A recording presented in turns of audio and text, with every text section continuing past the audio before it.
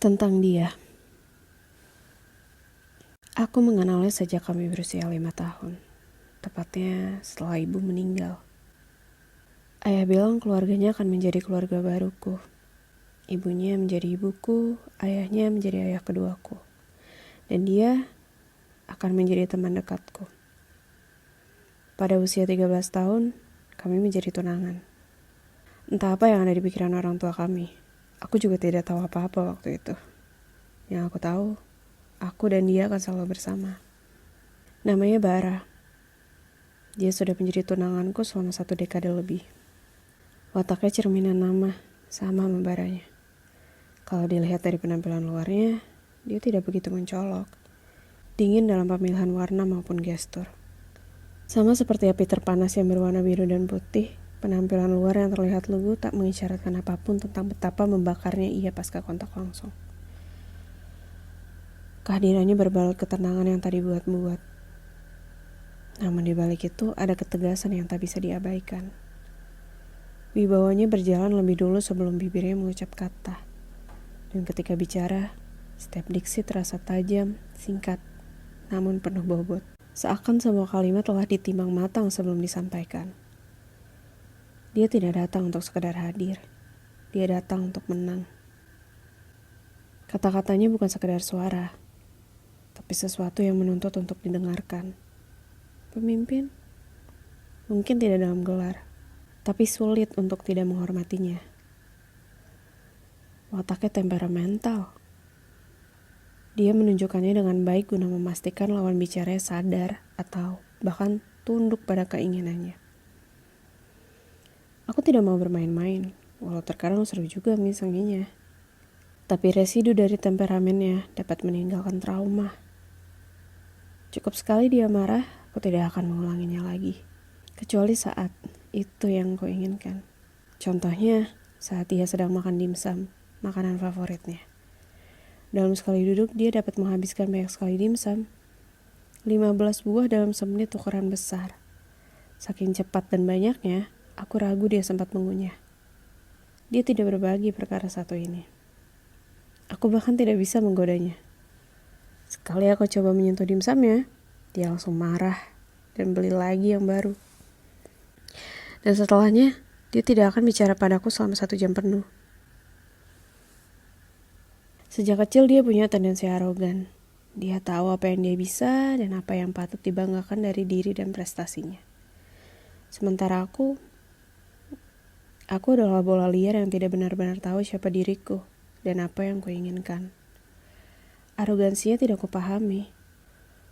Yang ku tahu, aku yang dulu baru pertama kali mengenalnya berusaha untuk mendekat, menembus sikap dingin, menerpa panas temperamen dan ketus ucapannya.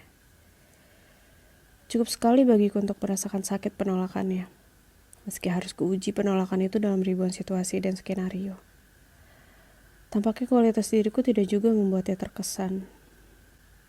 Aku menyerah mendekatinya dan membuka kesempatan pada orang lain. Sejak saat itu aku tahu, setiap kali aku memiliki pilihan lain yang bukan dirinya, dia akan menjadi lebih asertif, agresif, bahkan posesif. Tampaknya selama ini aku diperlakukan seperti kemenangan yang pasti baginya. Menilai sikap arogansinya yang akan berpotensi melukaiku kapan saja di masa mendatang, maka aku melakukan resistensi. Aku bukan barang yang bisa direndahkan, dimiliki atau dicampakkan dengan mudah. Aku juga ingin diperjuangkan. Saat itu, aku menyadari sifat kompetitifnya. Dia tidak akan berhenti sebelum merasa menang. Maka aku terus melawan, menguji status quo di hubungan ini, agar ia terus menunjukkan daya juangnya. Namun, hal ini melahirkan sisi buruknya, yakni manipulatif. Sekalinya dia salah atau kalah, dia bisa memutar balik keadaan dengan segala cara supaya tetap sesuai dengan maunya.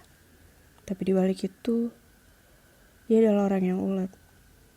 Cara berpikirnya jelas, konkret, realistis, praktis. Kalau aku mulai bicara tentang ide yang mengawang-awang, jangan harap dia akan membuka telinganya. Dia tidak suka basa-basi. Kadang ucapannya tajam dan dingin. Untungnya dia bukan orang yang banyak bicara. Jika demikian, mungkin aku tak akan bertahan 1 dekade lebih bersamanya. Kami berdua sama introvertnya, sehingga Energi yang kami bagi dapat selaras. Pernah selama 3 hari kami tinggal serumah, sering satu ruangan tanpa bicara sama sekali. Kami bisa tidak bicara seharian, tapi dia paling tidak suka jika ditinggal sendirian. Kusimpulkan love language-nya jelas quality time. Sehari aku tidak berkabar, besoknya dia akan marah-marah. Tendensinya untuk mengatur menjadikannya dominan di hubungan ini. Selalu ingin jadi yang pegang kendali, dari urusan makan apa, pakai baju apa, mau jalan kemana, sampai hal-hal kecil lainnya. Semuanya dia yang menentukan. Sekali saja aku coba memaksa, misalnya nih, aku yang ingin menentukan tujuan. Kita akan berdebat sebentar. Kemudian, sebagai bentuk protes, dia bisa berkendara keliling kota dulu, sampai aku capek meminta, dan saat itu baru deh dia turutin pergi ke tempat yang aku mau tadi. Tapi kalau aku minta sesuatu namun mudah menyerah, dia akan menganggapnya sebagai angin lalu. Manipulatifnya ampun-ampunan. Tapi kalau dipikir-pikir lagi, keputusan yang dia buat selalu yang terbaik buat bersama. Seperti misal, saat aku sedang ingin makan yang manis-manis, tapi dia tahu gula darahku udah tinggi. Dia hanya akan memberiku buah-buahan. Jadi kadang rasanya dia lebih seperti personal assistantku yang jauh lebih tahu apa yang kubutuhkan daripada apa yang sekadar aku inginkan. Kalau dibilang egois, sebenarnya tidak juga. Karena egoku jauh lebih besar dari dia. Misalnya, kami sudah bersiap liburan seminggu ke Bali. Dia sudah selesai membuat rencana super detail. Tiba-tiba H-1 aku pengennya ke Raja Ampat. Ya jelas berantem besar. Tapi meski kesal, ujung-ujungnya dia tetap mengatur semua dari awal karena dia gak mau lepas kendali. Aku sendiri jarang minta sesuatu. Tapi sekalinya minta, biasanya harus diturutin. No debat. Ini nih yang bikin dia sering kali pusing. Sisanya sih aku selalu mengikuti alur yang dia buat. Menurutku, cara ini udah cukup adil buat kami berdua. Walau ya harus diakui perdebatan itu akan selalu terjadi. Dia jarang sekali cemburu. Ya wajar sih, soalnya aku juga bukan tipe yang suka bersosialisasi dengan banyak orang. Tapi sekalinya dia cemburu, aku kehabisan kata-kata. Kepala batu, tidak mau mendengarkan penjelasan. Mendominasi perdebatan yang membuat lelah fisik dan mental. Hanya dia yang dapat menentukan kapan perdebatan akan berakhir. Kalau aku iseng menguji kecemburuannya, udah deh. Gak ada jalan keluarnya. Mau bilang bercanda ribuan kali juga percuma. Dia udah keburu dibutakan rasa cemburu. Dia itu sebenarnya manja, tapi gengsi. Dia akan cari cara gimana biar aku yang seakan butuh padahal dia yang mau perhatian. Tapi kadang memang akunya juga sih yang tidak peka.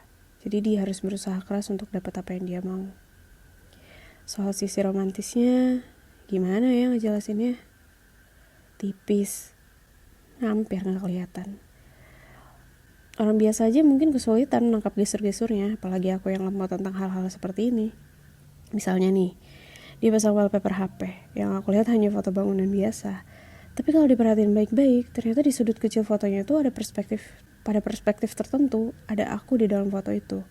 Contoh lain, kadang kalau aku menggerutu tentang hal-hal kecil, dia benar-benar menyimak.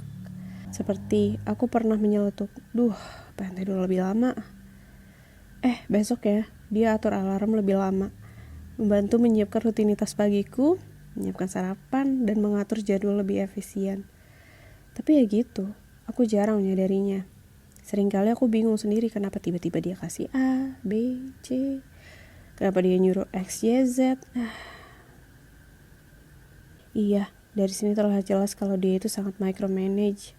Super ketat sama jadwal dan target. Semuanya harus rapi dan terkendali. Sementara aku, berantakan total kalau disanding dengannya. Perdebatan kecil sering terpicu karena hal-hal ini. Ada bagusnya sih, gara-gara dia aku bisa jadi lebih disiplin, dan dia mau gak mau belajar buat agak santai. Aku sering mengeluhkan hal-hal menyebalkan ini kepada ayah. Biasanya, ayah hanya merespon dengan tertawa dan komentar singkat. Karena kesel juga ayah tidak membela aku dan sering membenarkan tindakan Bara. Di hari-hari tertentu, aku mau ayah berpihak padaku. Saat-saat itu, ayah akan selalu bilang bahwa aku masih bisa mencari pria lain jika Bara bukan yang aku inginkan. Tapi sejauh ini, tak peduli sekesal apapun aku padanya, aku masih ingin bersamanya.